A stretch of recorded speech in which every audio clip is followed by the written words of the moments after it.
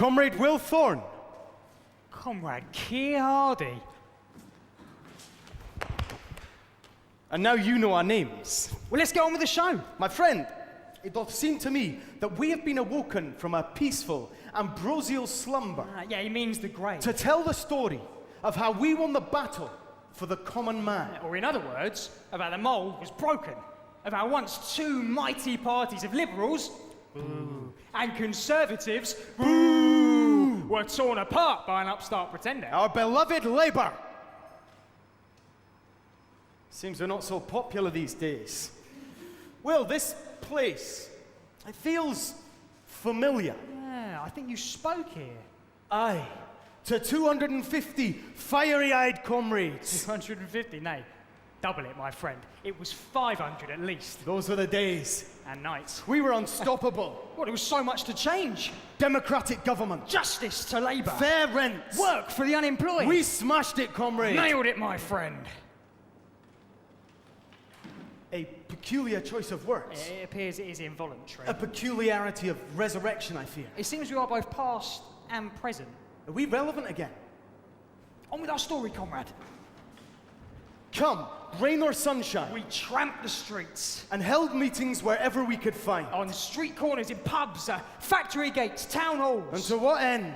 The plan was simple. As simple as the Sermon on the Mount. From which you found all the inspiration you'd ever need. Aye. Christ was the first socialist. Blessed are the poor in spirit, for theirs is the kingdom of heaven. So we wanted the poor to have it now.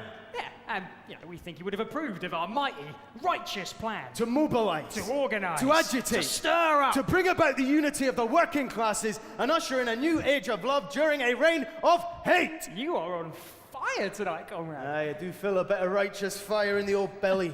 Ladies and gentlemen, we are the founders of the Labour Party. That's more like it. Well, this place, this room, this whole area feels familiar. I sense a natural-born defiance in the air, a repugnance of injustice and tyranny, an outrage with a corrupt and enslaving system. In other words, a lot of trade union activity. Hey. It bodes well. Can you jog our memories? We appear to have resurfaced somewhere very familiar. As if we'd known this place our whole life. Where are we? Of course! Rebel Newham, where history was made! East London. It all began here, comrade. I sense a few changes have taken place. There's some nice houses round here. I bet they're worth a bob or two. Who do you reckon lives in them? Our folks? We sincerely hope so.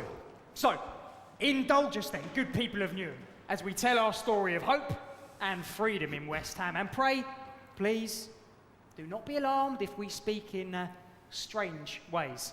After all, we have been dead for quite some years, and your modern ways will take some getting used to. Let us begin then, comrade. Methinks we have been awoken, aye, by the forces of history. But it is not a paradise of workers' solidarity we return to, but rather a black night of great confusion where chaos and disharmony are lords of all. Yeah, so, in other words, Britain's up shit creek without a paddle. Aye, these are troubled times. Yeah, markets crash. Revolutions ignite. Millions march. Riots everywhere. Our country is torn apart.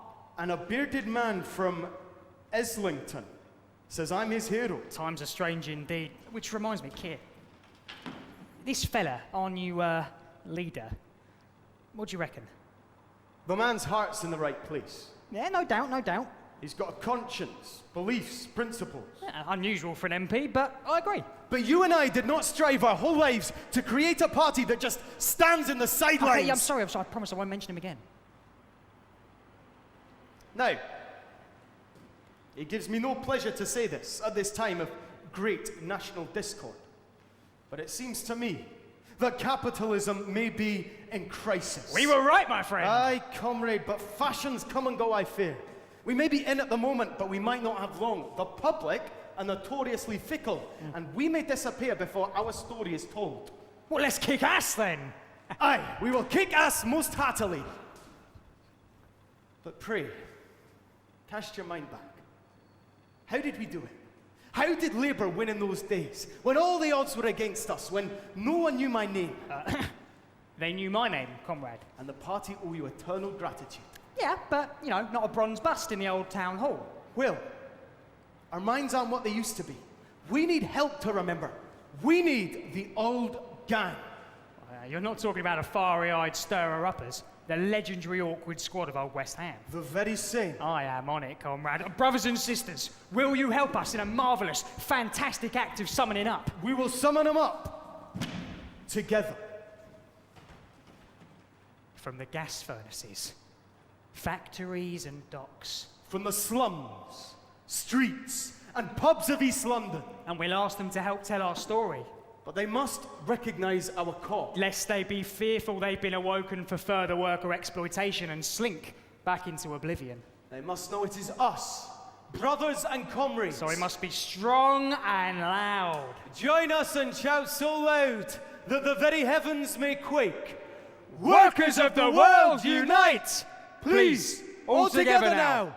Workers of the world, unite! Workers of the world, unite! Workers of the world, unite! Workers of the world, unite! Billy Mitchell, gas stoker. Harry Smith, docker. Freddie Duffy, casual labourer.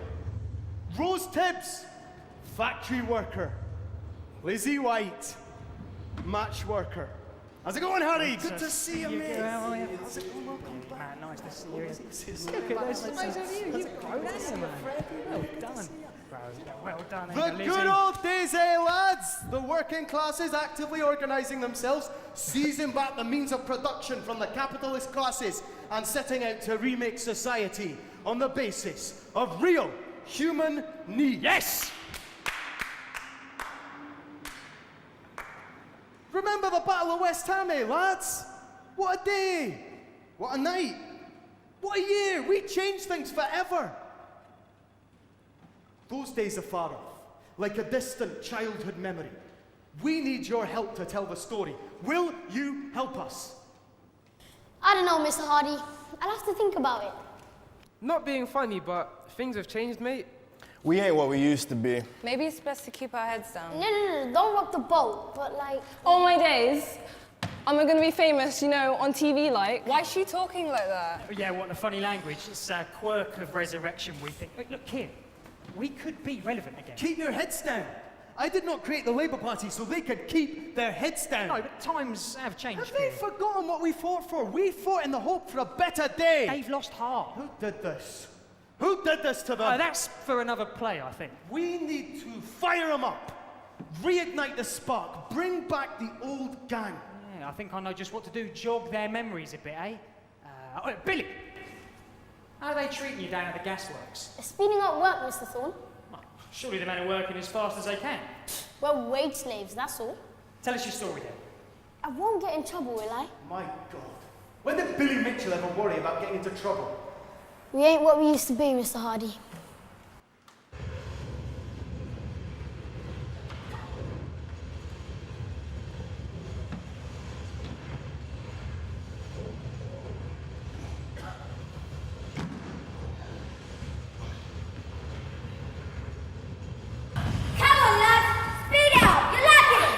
We're going as fast as we can, boss.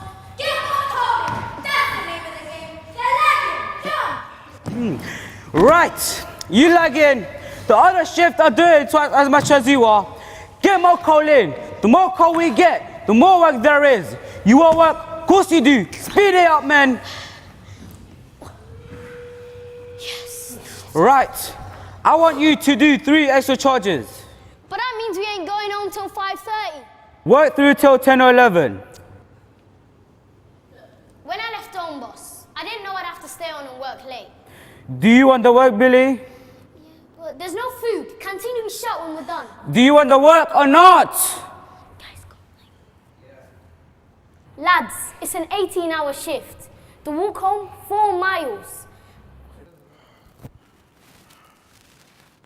Mr. Thorne, we was ready for your union ideas by then. Thank you, Billy. What about you, Harry? Did you get any work today? I'm at the docks every morning, Mr. Hardie. What, the call on? It's no good, I tell ya. Well, Well, tell us about it, will you?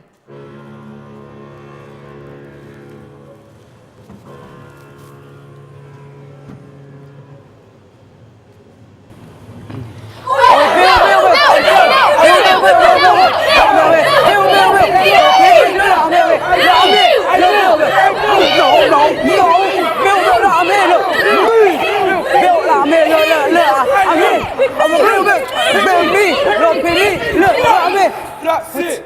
No more work. Come back tomorrow. Oh, gosh. Who you looking at me for? Ain't my fault. Whose fault is it? Ain't enough work to go around. What do you mean there ain't enough work to go around? Search me. It's the money, ain't it? That's all they care about. Got to still open. You still got work in you. They must be doing something, right?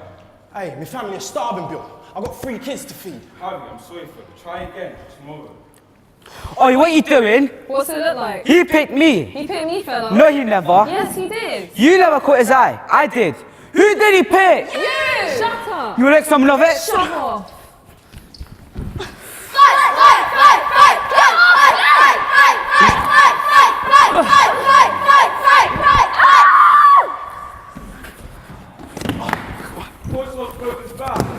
What's the matter with you? I caught the foreman's eye. Everybody saw it. You knocked him senseless, Joe. I gotta work, ain't I? Don't you drink with him? Not anymore, you don't.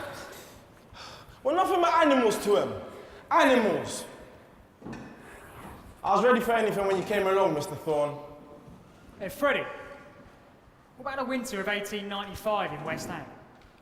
That was a bitter winter, coldest ever, I think. For some, it meant skating on Wanstead Park, but for you, can't imagine things were so fun.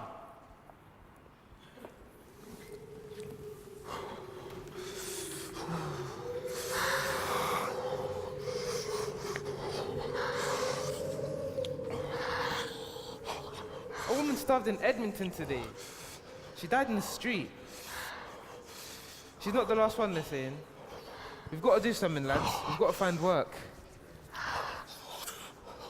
We'll ask Mr. Hills for some work. The eye works. Yeah, they say he's our benefactor. Yeah, benefiting himself, more like. But he'll look after us. He knows us. We're good men. We work hard. He knows that.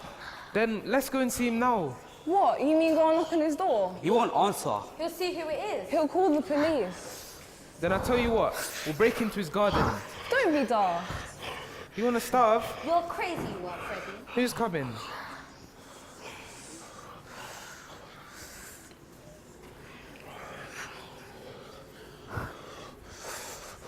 What are you men doing in my garden? Mr. Hills, beg your pardon, but me and my men, we ain't got any work. Our children are starving and our missus ain't well. You know we're good workers.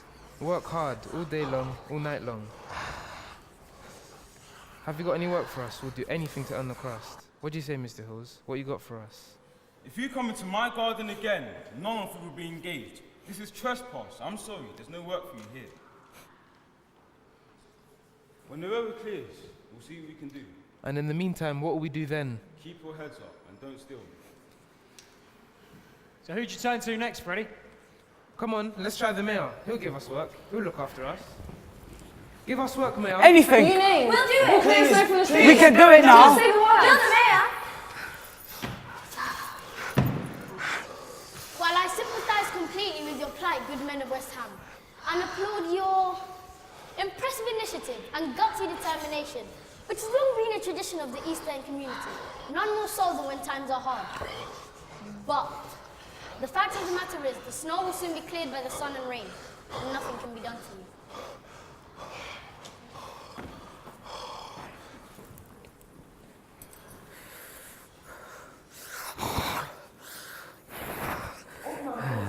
Me, missus told me. Been dead all night. They say frozen. The wife and kids? They're in the workhouse now.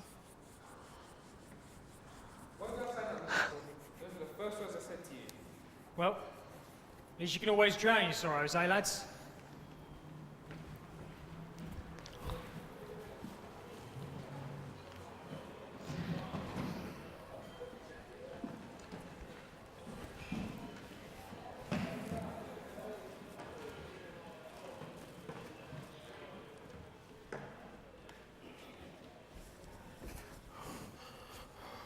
They say we drink too much.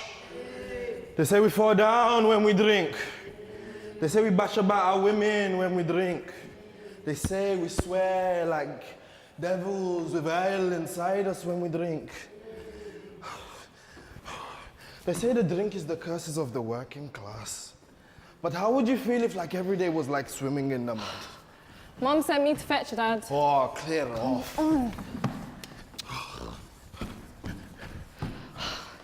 He wants work. Give him work. He'll do it, I tell ya. Ever seen a big, strong man stay at home? Ever seen a big, strong man stay at home all day?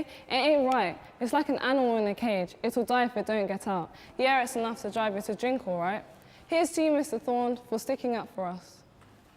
Still no work, eh? Well, then he's off to the workhouse with you.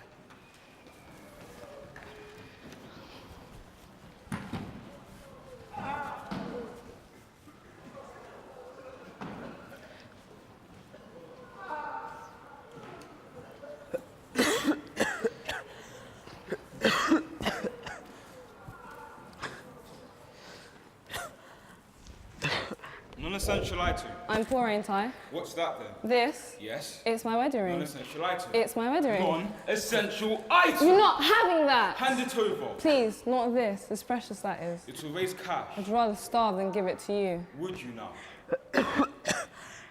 TV. Yeah, that's why you can't work. It will be quarantined. Give it to me, Johnny. But it's my wedding ring. We'll be alright. It's all I have. Come on, go.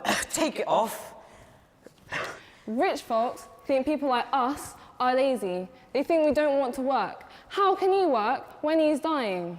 Poor relief has saved thousands of lives over the course of its long history. Yeah, but why are the people still starving? Has anyone figured that out yet, mister?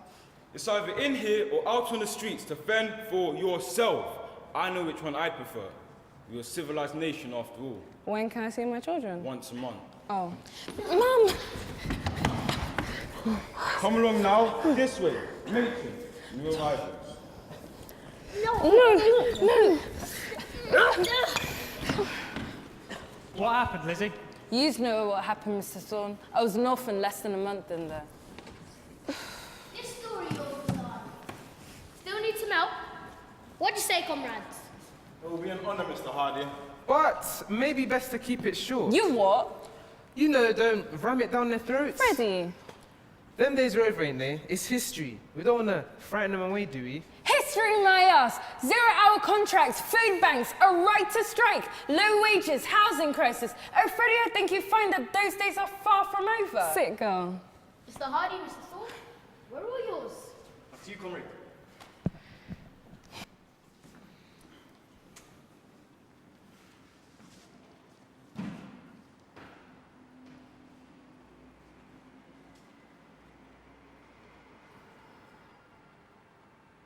My father died in a fight when I was 7.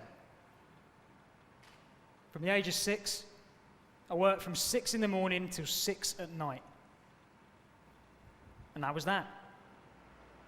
A whole life mapped out for me. No surprises, nothing out of the ordinary.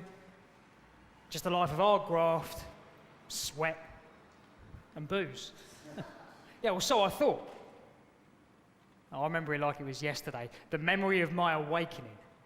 You see, the spinner wanted to reduce my wages from 2 shillings and 6pence to 2 shillings.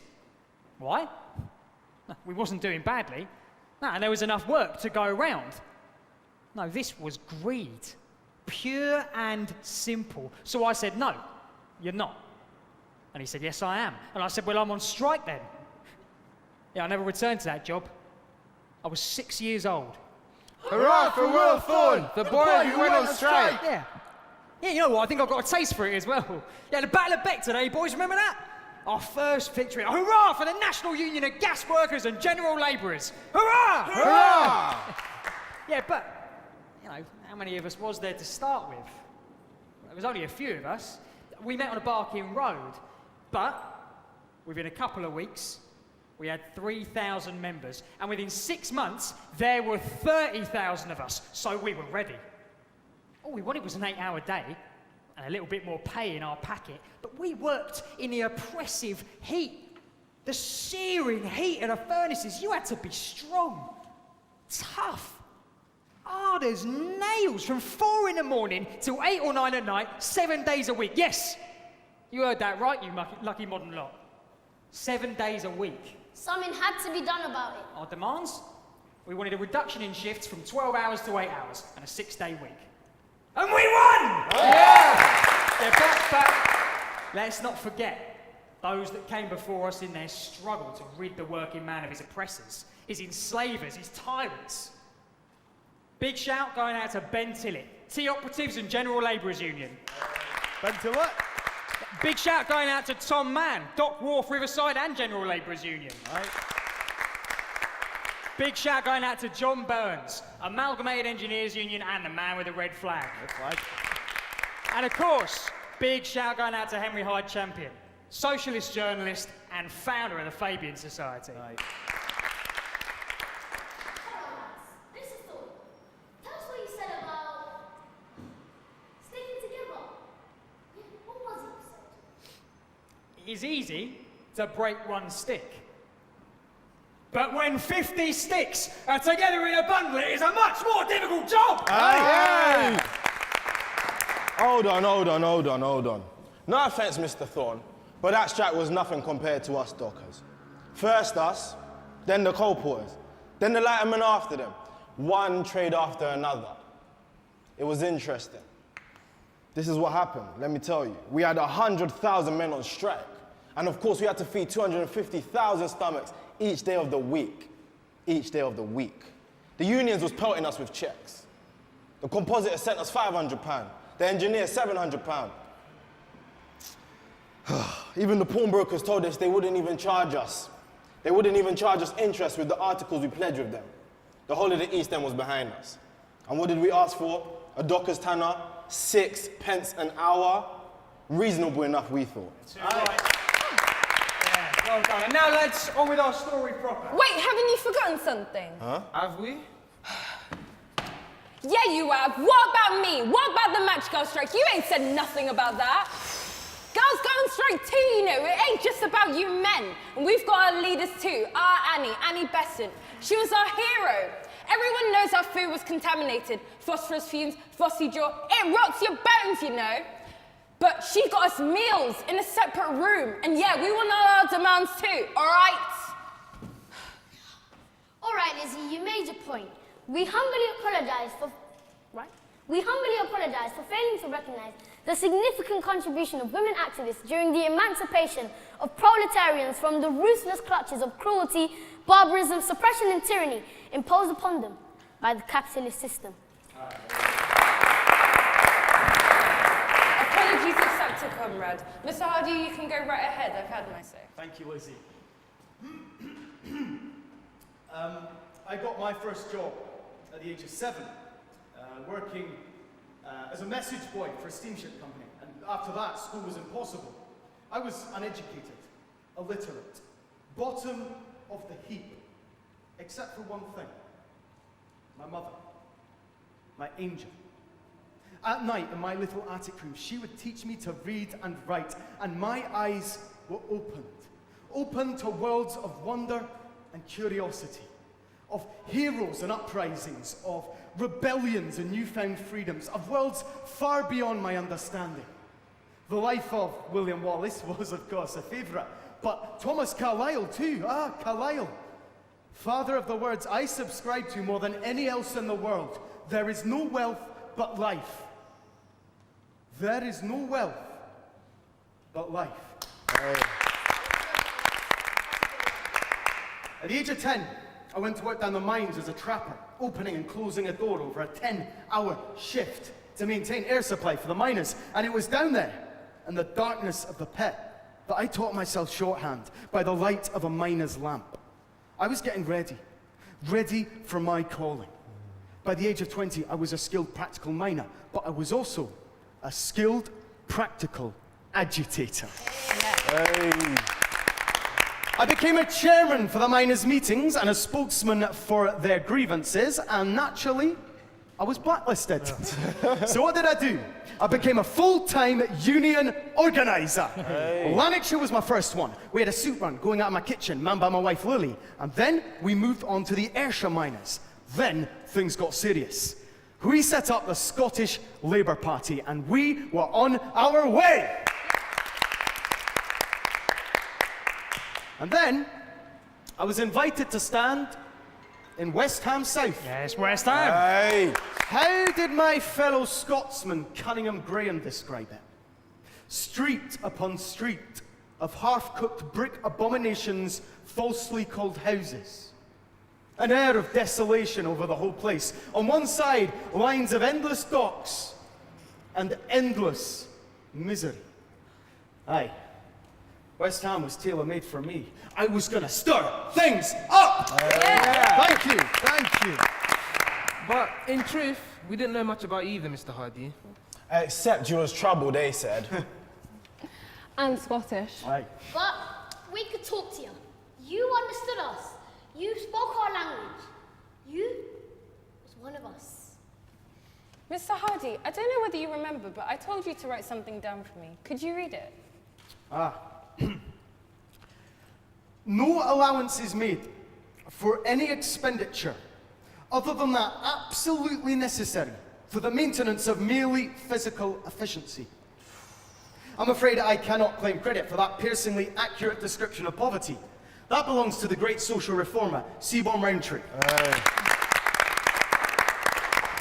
Well, whoever this Rowntree fellow was, he knew what he was talking about. Luxuries, nice things in life. Sweets, dolls, pretty clothes, concerts. But forget him, you can't afford it. Food, a roof over your head, that's it. That's your lot. That's when you know you're poor. Aye. But that was about to change. When Mr. Hardie came to town. And started stirring things up. West Ham didn't award him. It was sick, I'm telling you.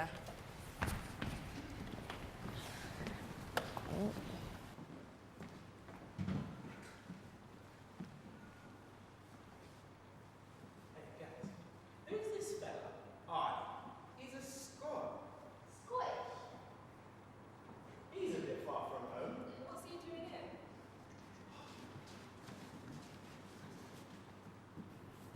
They say he's one of them socialists. Then what? Socialists. What are they?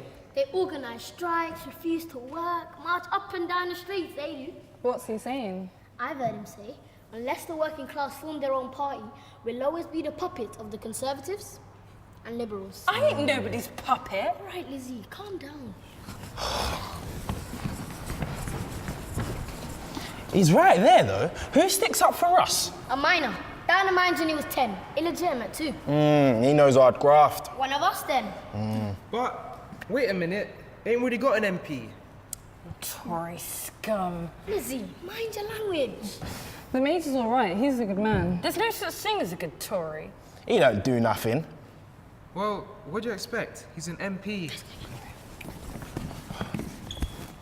He don't say nothing. We never hear from him. Words going round, he's like a sailor's parrot. Can he talk? No, but see how wise he looks. Still, this Hardie ain't got no chance. The Major's a popular man. Why go all the way to Scotland for a candidate anyway? Well, let's go see what this fella has to say. Where does he speak? He speaks everywhere he does. I am not a man for pretty words or fancy appearance. You can see that. I cannot hold the babies with a smiling face. No, I cannot dissemble, play a part, assume a role, be an actor. I cannot do any of those things, which I'm told is fairly essential for success in public life. What you see is what you get, and what will West Ham get if you elect me as your MP? I care about only one thing. And what's that? To be a representative of working class interests. I'm not interested in the Liberals. I am not interested in the Conservatives. I am only interested in Labour. My first concern is the moral and material well-being of working men and women, and if returned, I will, in every case, place the claims of Labour above those of party! The fella's talking sense to me. He's on our side, he is. Former won't like it. Won't like what? The workers organising themselves. Well, he better get used to it, ain't he?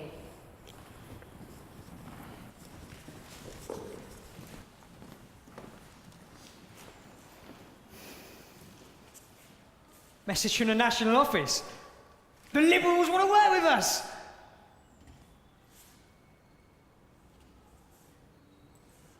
Message from Keir Hardie, West Ham. I don't want to work with them. But they're useful, they know the area. They're outdated. We are the new force in politics. Okay, look, they want to know, will you work with their local activists? No. Okay, they also want to know, will you stand as the official Liberal candidate? No. Well, that'd be a short reply then. I don't trust in those Liberals. They've never represented working men and women. And when it comes down to it, you know they'll just side with the Tories. Damn it, Hardie, we need a broad base of appeal or we're finished. I have the trades unions, don't I? Yes, of course. You know my men will always vote for you, but it's not enough. We need the Liberal vote, and as much of it as we can get.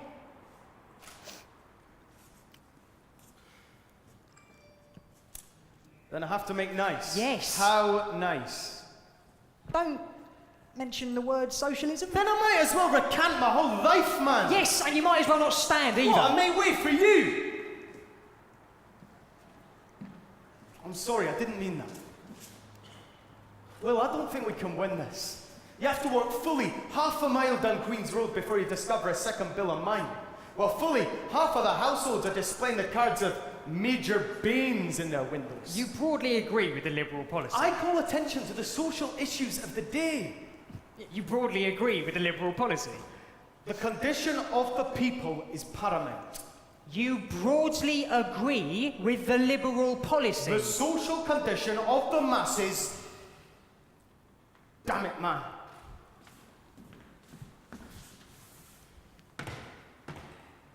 I support the Liberal programme in its entirety. Spoken like a winner.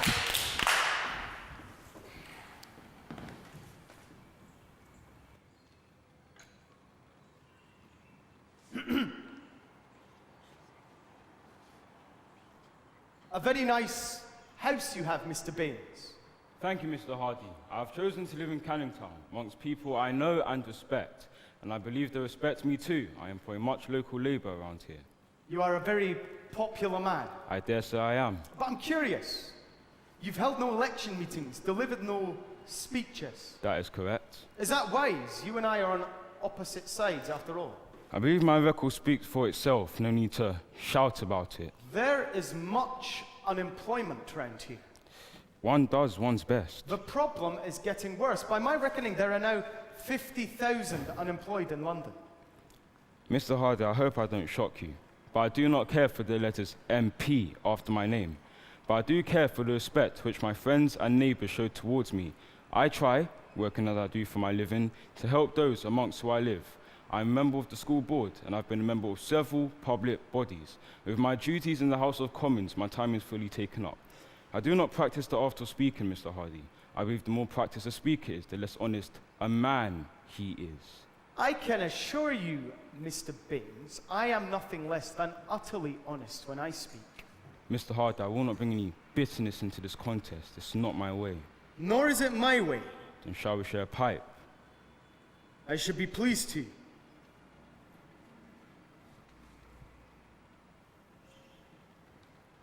Mine, is that right? That is correct. Unpleasant work, I should imagine. Very unpleasant. Glad to be shot of it, I suppose. It was the making of me. How so? It showed me that men will be oppressed. Men will be exploited. Men will be crushed. All in the name of the worship of mammon. And that is not a good system, where men must perish for the sake of profit for the few. Capitalism, red in tooth and claw, eh? I'll grant you it is not a perfect system by a long shot, but there's one thing I do not like about your alternative. It's naive. The men will have an advantage. The exploited will exploit, if you catch my drift. You're an idealist, Mr. Hardie, and that's a very noble thing, but I think politics is a more practical job, don't you think? I confess I think it's entirely practical that men and women should wish to subscribe to a more fair and equal society. I couldn't think of anything less idealistic and more sensible than such a common sense proposal. Bloody good job the miners do, though. The country is very grateful, even though you go on strike quite a bit. A fair fight then. Agreed? None of the old nasty stuff. I will not have it, Hardie. You hear me? Rest assured, you will only get respect from me. I rather like you, Hardie, even though we're on opposite sides. But I think it's only fair to tell you have an uphill struggle. Well, good luck, old chap.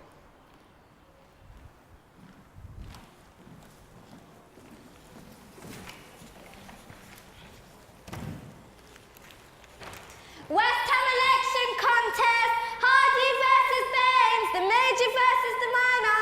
Hardie campaigned seriously. 5 meetings in a single day. The major is quietly confident.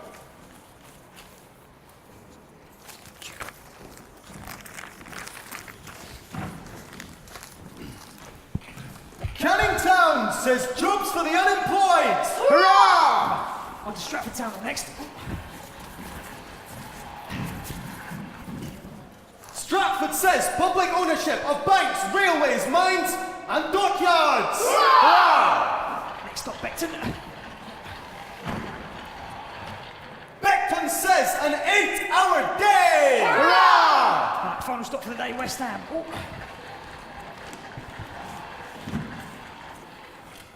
West Ham says redistribution of wealth! Hurrah! Well done, boy.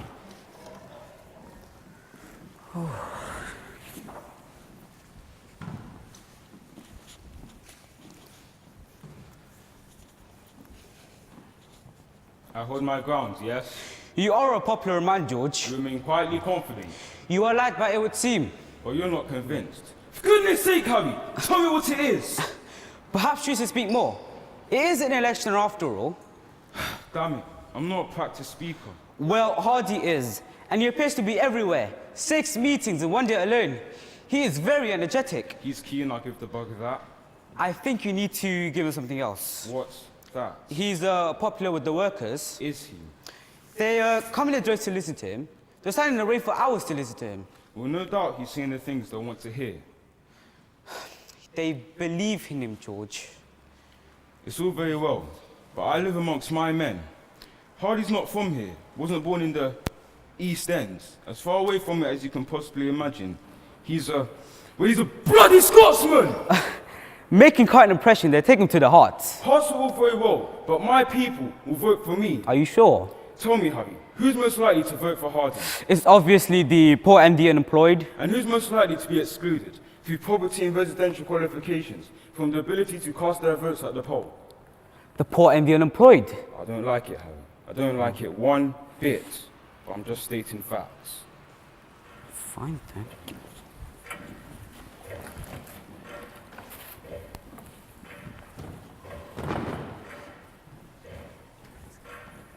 Special announcement. Keir Hardie's winning. Yes. Special announcement. Baines is winning. So, who's winning? I don't know. Looks like both of them.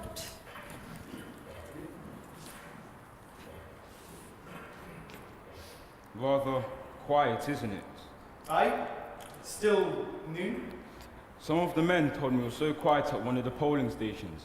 A flock of sheep came up from the marshes and gathered around the school doors. Aye, did they? Well, good luck, Hardie, and may the best man win and all that. Good luck to you too, Mr. Baines. Grove is in by 31. Hardie's in by over 300. Stick it on your windows, let everybody see it. He's winning! He's winning! Yes!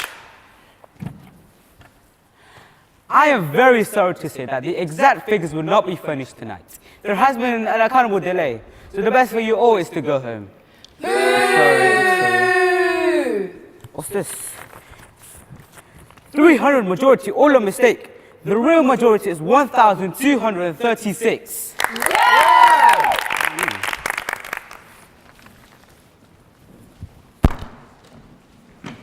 West Ham go to the polls. Hardie defeats Baines by 5,268 to 4,036. A national swing against the Conservatives. Liberals come out in their droves for Hardie.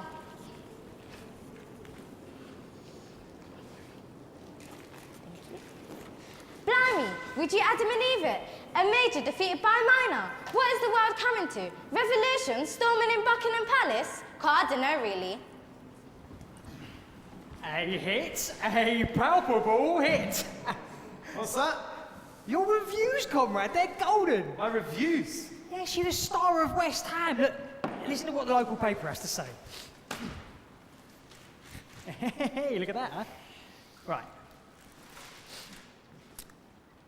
Hardie got hold of the working man like no ordinary Liberal could have gripped them.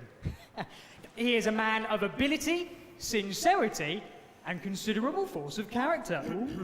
His constituents believe in him thoroughly, look. A fair comment, I suppose. Yeah, all right, well, look, this one's even better. The workman's times, eh?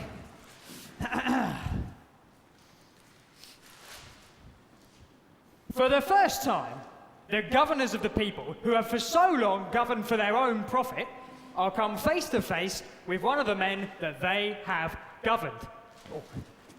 Here is a man that can stand and look at them through clear and honest eyes. A man who is not there to ape their manners or their dress, or to affect to be ashamed of his own class. Here is a man that is the advance guard of an army that will render clear the meaning of the phrase that government shall be of the people, by the people, and for the people. They're partisan, of course. For goodness sake, man, can you not admit when we're on our way? Britain's first avowedly socialist MP and a safe bloody Tory seat too. I couldn't talk about socialism though, could I? The bigger picture, Keir. The bigger picture. Something you and I should only be too familiar with. The Liberals will be finished before they know what's it. We have so many factions to bring together. Unions, federations, societies. Even the middle classes are getting in on the action. Those tiresome Theban society intellectuals.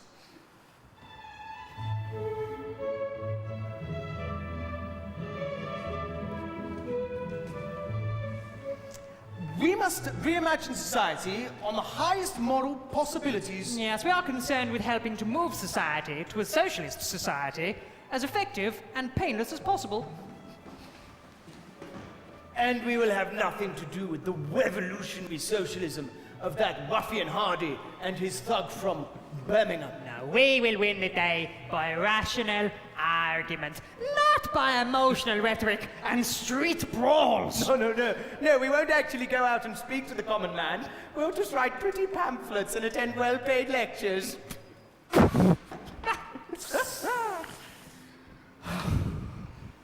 we bring them all together, Will? They're all so damn convinced they're right. The only future for us is a new party in Parliament. Not just one MP, but a whole house of MPs. Unity is everything. That is the promised land. Now, on to Stratford Town Hall and the taste of sweet victory. Thank you, thank you! No, thank you, thank you, thank you. Today, comrades, today is about a sense of solidarity. Today is about combined action. Today is about a people's cause. Today is about the working classes standing together and sinking all of their sorrows, their despairs, their hopes and their dreams into the service of what is good for all. Today we do not think about what is ours and ours only and clutch these things close and closer to our chests where no one can see them or touch them. Today we think about what is ours together, what can be shared and touched by all, for we are made richer by what keeps us together and not what keeps us apart. Thank you.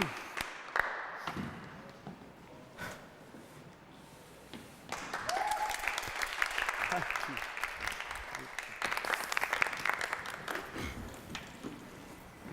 I know, lads. Let's give our new member of parliament a send-off they'll never forget. I say we hire a 2-horse brake and put a cornet player in the box seat. But what will he play? Socialist songs, of course. Like what? I don't know any. All right, we'll play the Marseillaise. You know, it looks like we have ourselves a revolution. Up with the Queen's head! Hey, steady on, Lizzie. That's treason, that is.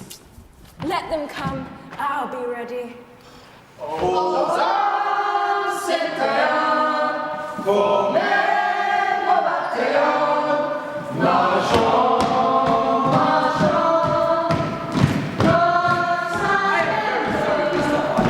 you can't come through here with that thing. This is the Palace of Westminster. It is the most irregular, sir. Very well. The revolution will be on foot. Good God, what is this man wearing? Hardie's dress was the ideal dress of a Labour member. Yellow tweed trousers, serge jacket and vest, and soft tweed cap. Prime Minister, Mr.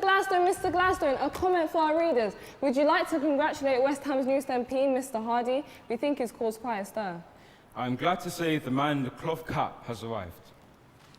It was a deer stalker, of course. Can't they ever print the truth, these papers? Go Hardie! Go Hardie! Go Hardie! Go Hardie! What are they doing? They want to hear your maiden speech in Parliament. Correct me if I'm wrong, comrade, but I don't think we've ever had a working class fella speak on our behalf in there. I think you might be correct, Comrade Thorne. There goes the neighbourhood. Go Hardie! Go Hardie! Go Hardie!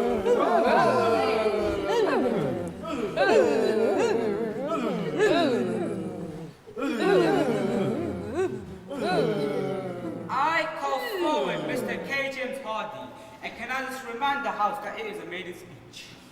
Where's your cloth cap? Look at the bugger in a tweed suit.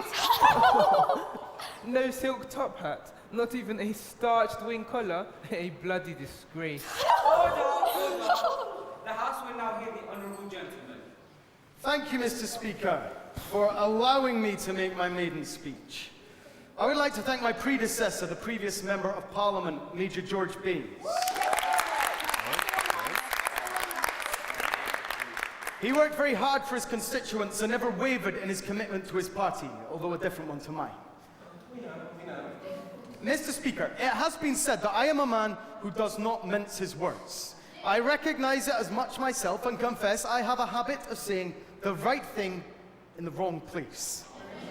Well, my right honourable gentleman, I feel that I am now saying the right thing in the right place. I would like... Order! I would like to call this House's attention to the fact that 10% of the British are unemployed, and that many people of the day refer to them as the surplus population. I will not insult this House's intelligence by providing you with a definition of surplus, but suffice to say, it would seem that they are surplus to requirements. On the scrap heap, unwanted, unnecessary. Mr. Speaker, I say unequivocally that the state has a responsibility to provide work for the maintenance of the unemployed. We in the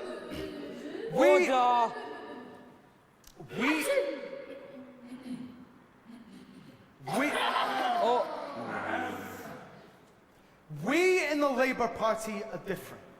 We do not support free trade, nor do we support protection. We say that we cannot afford to wait for better conditions of trade, but that we must endeavour to deal with the booms and slumps of capitalism. I advocate a 48-hour working week in factories, a minimum wage of 6 pence an hour, and for goodness sake, let us bring in the 8-hour working day.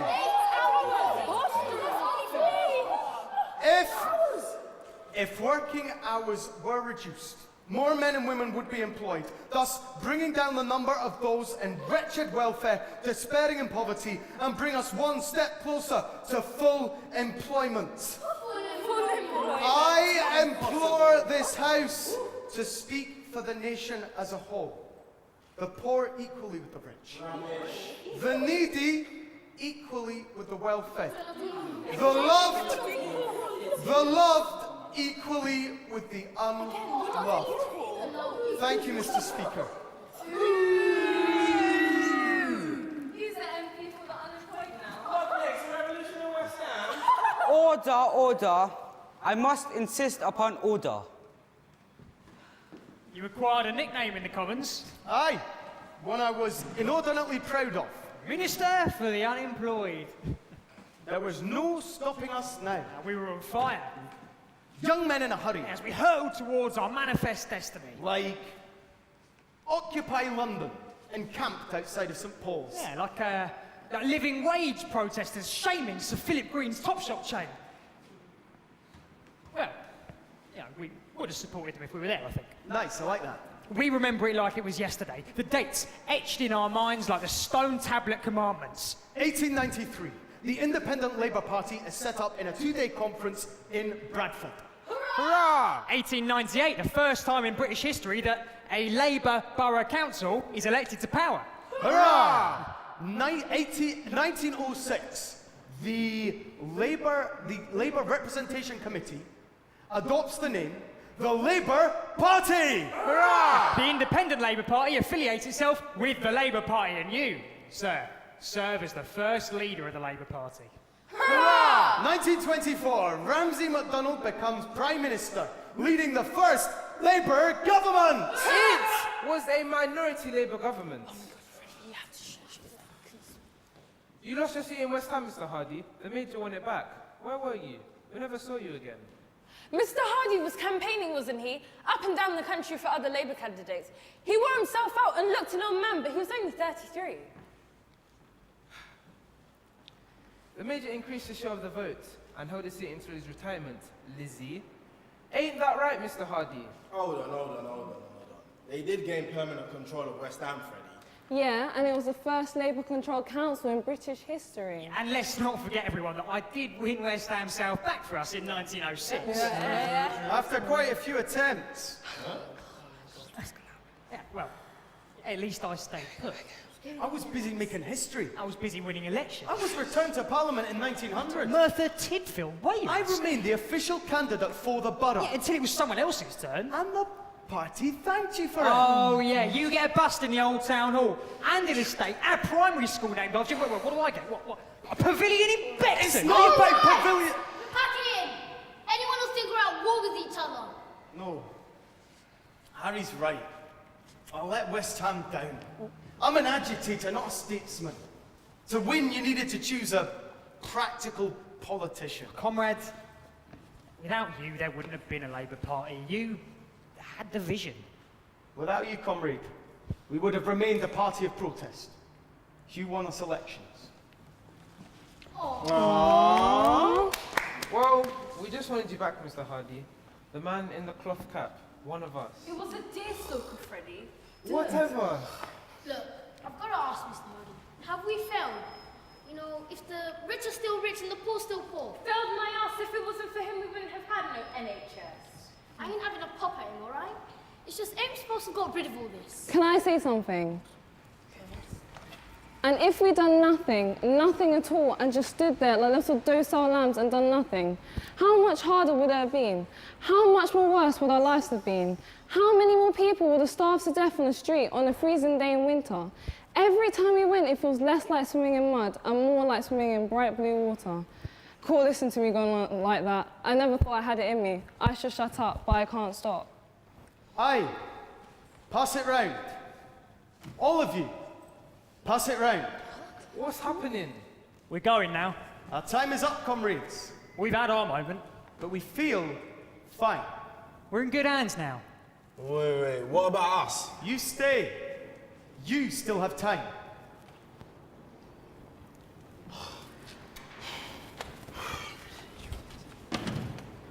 Nah, Hardie and Fong was wrong about all this stuff. About our moment, our time, all that. I'm telling you, man, we come back at the worst moment. And I'll tell you why. Because no one gives a about our story. Why would they? Life's hard. It's a struggle. It's just about making do. But any minute you could just go under. You're just looking out for yourself. Life's a bitch, and then you die. I just want to get high, man.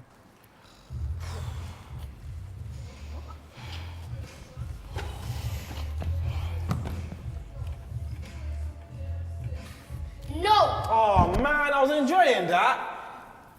We stick together through thick and thin, because that's what we've always done. Ain't that right, Liz? 8-hour days sorted. 6-day weeks sorted. Child labour, slave labour sorted, bruv. There were changes, man. things weren't the same as before. They got better. You feel me, cuz? Okay, listen up, everyone. It is easy to brace one stick, but when 56 are in a bundle, it's much more of a difficult job. Sound familiar? Yeah, that's the sound of Will Thorne giving his heart and soul to us. And if that ain't real love, I don't know what is. Lizzie, you can be my strike organizer anytime. No, you can be mine. 50 sticks together. There was our heroes, right? Our light in the dark. They woke up our minds. They ignite fires in our hearts. They took notice of us. You wasn't forgotten, friend, okay? You want to be forgotten? Taking no noise off like you didn't count? Who's saying I don't count? Freddie's cool, man. Everybody knows that. Especially the ladies. You heard the man. We pass it round. We pass it round and hope that someone hears our call. Because if they're going to hear it, they're going to hear it here, in this place, this splotch of red. Let's do it. A big shout going out to who? To whoever wants to hear it. We're the original Star Rappers. The awkward squad of West Ham. We've read a few books from libraries that enlightened us. Listen on street corners to our heroes like Old Testament prophets. And now in Elizabeth, we've woken up and you're in trouble. We ain't your docile little lambs anymore. Again, louder! We're the original Star Rappers. The awkward squad of West Ham. We've read a few books from libraries that enlightened us. Listen on street corners to our heroes like Old Testament prophets. And now in Elizabeth, we've woken up and you're in trouble. We ain't your docile little lambs anymore. It's too late, innit? Where's my voice? I can barely speak. Nothing's coming out. We're being sucked back. Forgotten. It's gone. Nah, I'm not going anywhere. I have a voice. I've got things to say, you get me? It ain't my time to go. Trust me. My name's Ashikan and I'm 15 years old. I'm opinionated, determined, and a little bit feisty. And that's because there's things to fix and make better. Food banks, zero-hour contracts, the gaps between the haves and have-nots. These things should have died out 100 years ago, but we need to stir things up. I'm standing to be the next young mayor of Newham, so vote for me.